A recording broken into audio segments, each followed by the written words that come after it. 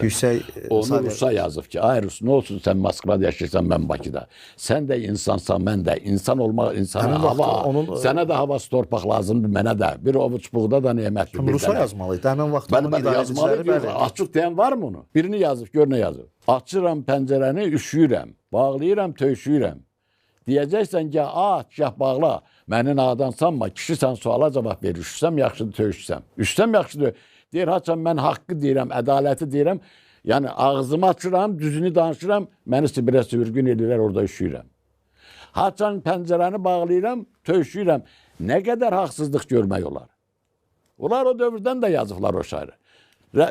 Səməd Vurğun gör nə yazıb. Zəncinin arzusu, Azərbaycan xalqının arzusu, qara millətin arzusu da ol. O zəncinin dərdini çəkməyib, heç sənin mənim dərdimi çəkib. Deyir, illər gəlir, keçir, ömürdən illər görməmişəm bu illər kimi. Ey dost, o illəri ötərgi sanma. Qulaq as, gör nə deyir ana torpaq. Qurtların içdiyi anda inanma.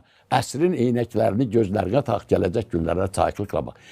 Ey insana, illər gəlir, keçir, ömürdən illər görməmişəm bu illər kimi. 37-38-ci illərdə 3 adam dedi, part güllü ilə məhkəməsi zatsız başına vururdular.